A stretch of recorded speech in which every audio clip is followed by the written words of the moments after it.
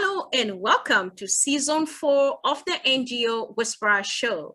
My name is Dr. Carolyne Opinde. I am the founder of the NGO Whisperer and the convener of the NGO Whisperer Masterclass. Here at the NGO Whisperer, we provide technical support to nonprofits and social enterprises so they can successfully impact people's lives. Joining us today from Johannesburg in South Africa is Shamila Ramjawan. She's a multi-award-winning philanthropist and entrepreneur. She's the founder of Princess D Menstrual Cup and a menstrual health hygiene champion. She is the founder of Farm Run Solutions and Farm Run philanthropic organization that she founded to give back to the society. She's a business management lecturer at the University of South Africa. She is the Play Your Part ambassador at Brand South Africa. She is a beauty and she's won a beauty pageant, Mrs. Johannesburg 2019. That's not all. She collaborates with organizations around the world and she is the African chairperson for Ladies of All Nations International, Lowani, UK, and the country director for South Africa for the International Youth Society.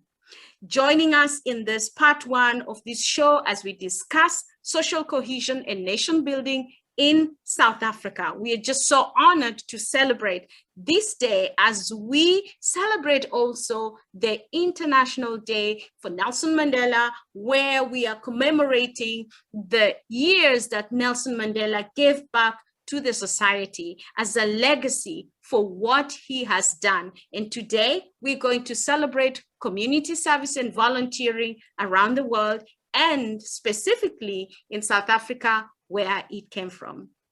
Shamila, welcome to the show. Thank you so much, Dr. Opinde. Thank you so much for having me on the show. And I want to commend you on the amazing work that you're doing for communities globally. And I know you do a lot of work in South Africa as well. Thank you so much. We truly appreciate you and we see you. We are just so honored to have you today as we celebrate the Nelson Mandela International Day. Before we get into that, share with us, who is Shamila Ramjawan? Humble beginnings. I hail from a little town in Pietermaritzburg in KwaZulu-Natal, and that's exactly where the unrest is taking place at this moment.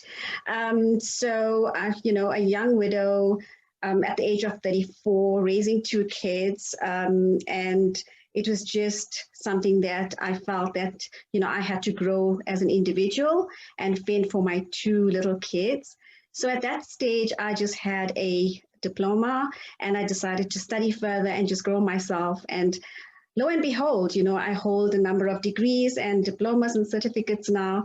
But I just believe that, as Tata Madiba says, and today being Nelson Mandela Day, education is the key weapon that you can use to change the world. And that is exactly what I've done, is I'm changing the world with my business, my entrepreneurship, philanthropy, and everything else that goes with it. So yes, I am now in Johannesburg, the big city. I moved in 2002 and I settled here. Having lost my husband in 1998, I was actually working at a company in Pietermaritzburg and they offered me a promotion to move to Johannesburg, and I took on the offer and I decided that I'm going to leave the traumatic experience behind in KwaZulu-Natal and move to Johannesburg. And that's exactly what I did. I took the opportunity and I just grew here in Johannesburg. And there's been so many opportunities. And when you're in a single parent and you trying to look after your family and move to a big city where everything is so expensive, you tend to become erratic in your jobs. And that's exactly what I've done. I moved from one job to the other in corporate.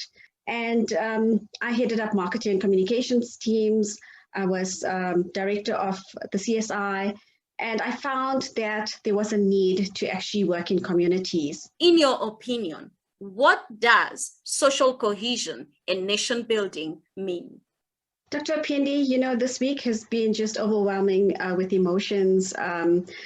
The South Africans have endured so much, through we witnessed pandemonium with looting, violence, destruction. And for me, I believe that social cohesion is the degree of social integration and inclusion in communities and society at large. It involves building shared values in communities, reducing disparities in wealth and income. And, we have to look at the root of the problem. We cannot say that the looters are at fault. Yes, they are because of the destruction. But for me, it's the deep root problem that we have where there's poverty. And this is something that needs to be addressed by government. People need to have voices. They've been talking for too long. It's now time to implement. What is being done where people have no housing, proper housing facilities, proper water and sanitation, essential services, there's hunger, there's unemployment amongst the youth. And all of this actually attributes to exactly what happened in the country. So we are here to stand as a force and have that voice for the people out there in the communities. We need to build South Africa, and we are the nation builders. And for us to have that voice and actually do something about it, if you looked at the news in the last few days, where South Africans really came together, they united, they decided to rebuild the country after the mayhem that happened in the last week. And it's important for us as public figures to go out there and help do this. And we only can do this if we have the collaboration and the unity amongst all of us. And, I really, really commend the South Africans for forming that unity and going out there and fending for their communities, protecting what they have, protecting their loved ones, their belongings. Because, we as South Africans, me for one, I come from humble beginnings. I can tell you that I didn't have money to study further. I didn't have money to go to university. I lived in a little house, a 2-bedroom house with it was my siblings, my mom and my dad in 2 bedrooms in a house in Northdale, Pietermaritzburg. That's where I come from. I didn't have the second pair of socks to wear to go to school. I used to go to school, wear the socks, come back, wash it. If it didn't dry for the next day, I would iron it, wear it to school the next day. And that was what I did. And, for me I know exactly what people in communities are going through with the hardships and not having, because I know what it is like to not have. And you have gone from that to where you are today, where you not only have enough for yourself, but you're giving back as a philanthropist. Speaking of what's going on right now in South Africa, and you've rightly mentioned it, there is high inequality when it comes to the gap between the rich and the poor, and the gap is widening. There is high unemployment rate. In South Africa, I work with many nonprofits that are in the space of youth skills building. And I know there are initiatives by the government like Yes for Youth, where corporations are coming together to create hubs and create opportunities. However, it is widening and we can see it. And you know what? COVID has really widened the gap further. So we look back and we say, things that we have achieved the last 10 years, we almost feel like we have been taken back 10 years backwards in terms of development and successes that we have achieved in the form of socio-economic development. So looking at all this that's happening in South Africa, my question to you is, as the Play Your Part Ambassador at Brand South Africa, what do you do to promote social cohesion and nation building alongside other Brand Ambassador South Africa players? So we are very active in the communities. And I think, as a Play Your Part Ambassador for Brand South Africa, it is entirely up to us to make a difference, a socio-economic difference in the communities. And I'm very active in the communities. And, I want to talk a little bit about my Princess D Menstrual Cup, for example. So being the founder of the Princess D Menstrual Cup, it's just not about giving a girl a cup and saying, here's a sustainable solution for 10 years, go out there and use it. I am actively involved in the communities. Of the 380 schools that I've done in South Africa, I would say I attended about 360 of those activations. And that will tell you my commitment in nation building. So when I talk about rural areas, we're going into the deep rural areas where, it's so remote that people in the urban areas haven't heard of some of these little townships. And that's exactly what I've been doing, is to go out there and hand out and, teach the girls, lecture them on menstruation, how to manage their menstruation, how to use the menstrual cup. So it's so important to us, for us to have that active role in building communities and being there for these girls. I can tell you examples, Dr. Opinde, is when I went to some of these schools, and, when we're leaving the schools, after the training, the girls will hold me by the leg and say, please don't go, I love you. And, my heart, I become so emotional when I talk about this. My heart just sinks, because these girls have nothing, besides not having menstrual products. They don't get the love, because a lot of them come out of teenage pregnancies. So they're living with grandmothers and aunts, and they don't have love. They don't have people telling them, I love you. Before they go to bed. There's nobody tucking them into bed, so my heart really goes out, and I feel for these people. A lot of people say I have a very soft heart, but I think, it's just about having that compassion and that passion and that power to be able to do what I do. So for me, it's about actively playing a role. It's just not about getting all these global awards. Yes, it adds to your resume, but at the end of the day, you earned it. And being recognized is amazing. But, I think all the player part ambassadors for Brand South Africa are very, very active in the communities, and they play various roles no matter what they do. There's a lot of player part ambassadors that are out there doing community work, because it's Mandela Day, it's a special day. Going and visiting orphanages, spending time with them, providing essential services, essential goods, cleaning up Johannesburg and KZN after the unrest. So there's various activities that's taking place. But also, we mustn't forget that COVID still exists. And a lot of the organizations, institutions, and safe houses are not allowing people in because of COVID-19, because they're taking that extra precautions, to protect their children or the elderly. So I decided today that I'm not going out, but I have been involved in a few projects. So I just want to talk about some of my projects that I'm involved with currently. Today, I've donated a few bags of food to somebody who is collecting food for pets. And I thought, that's something that I would love to do, because I love my pet, and there are pets out there that really need food, especially the SPCA in South Africa. And I contributed to a whole lot of fundraising activities for feeding people in KwaZulu-Natal and Johannesburg during this time, because they are the elderly that need essential goods. They need medication. They cannot go anywhere because the supplies are so short in KZN at the moment. So people are, being given rations.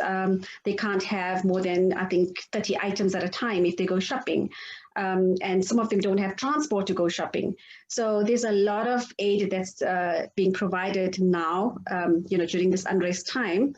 And, again, I want to commend South Africans for coming on board, getting together, collaborating, and making this work for everybody, because right now South Africa needs that unity.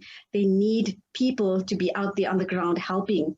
And, also very involved with an organization now that I partnered with for this unrest in KwaZulu-Natal. Because I can't be there physically, I decided to partner with them through my foundation. So I have a foundation called FamRam Foundation, and that is a self-funded foundation, which is funded by my son, my daughter, and myself. And, we actually put money into the foundation, and we do as much that we possibly can with the funds from there.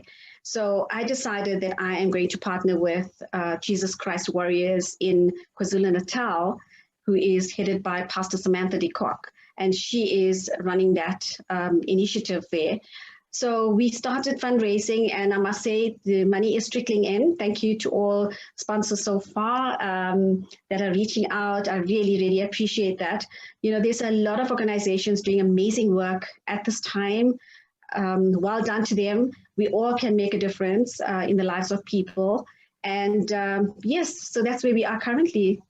Well done to all the amazing people who are playing their part as Brand South Africa, and communities that have come together to clean the street and to say no to violence and to say we are rebuilding South Africa.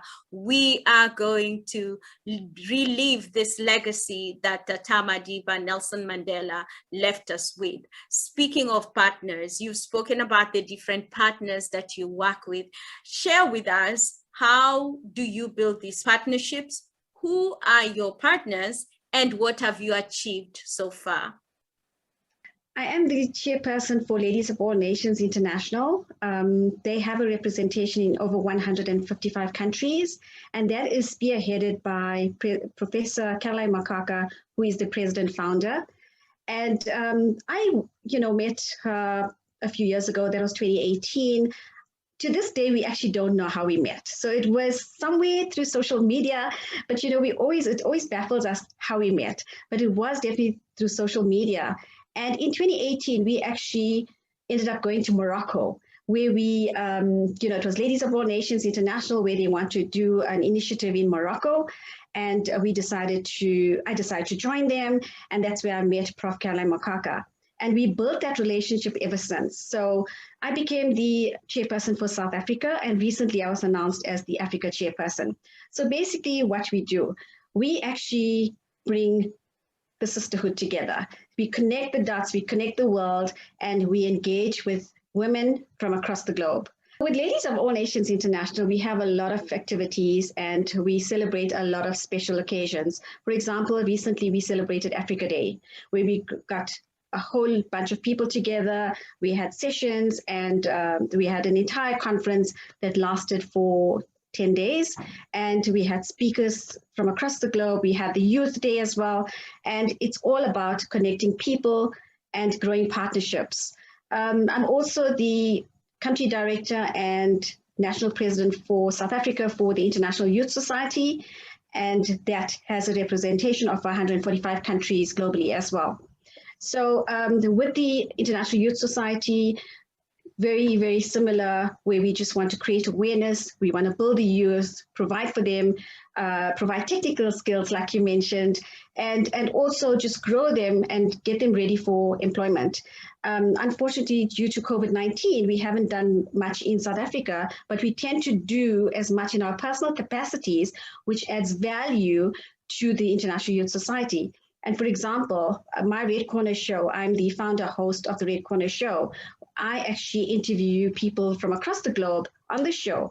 And I found that this is giving back to the community, but it's creating the awareness and engaging with everybody across the globe. And people can come on board and share their stories, because I feel everyone has an inspiring story or stories to share with the rest of the world, and one can learn from them. So with the Red Corner show, I've now mentored my daughter, Dr. Ramjawan. She's the youth host on the Red Corner show, and we both are doing amazing work by just interviewing people from across the globe.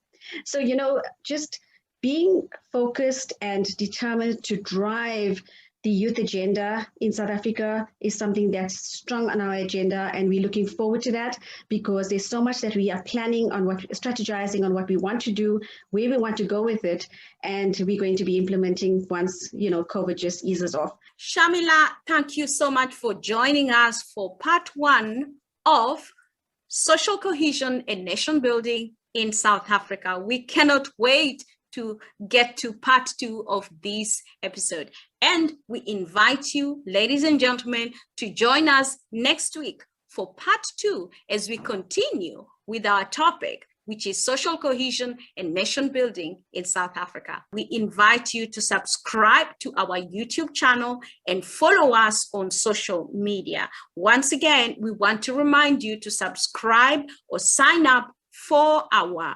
masterclasses. Go to ngowhisperer.com/masterclasses. They are free masterclasses for 2 hours, and they are paid masterclasses for 4 weeks. Sign up, bring your team. Let's build your capacity and help you so you can effectively raise funds and impact people's lives. As always, it's all about connecting people, raising funds, and impacting lives globally.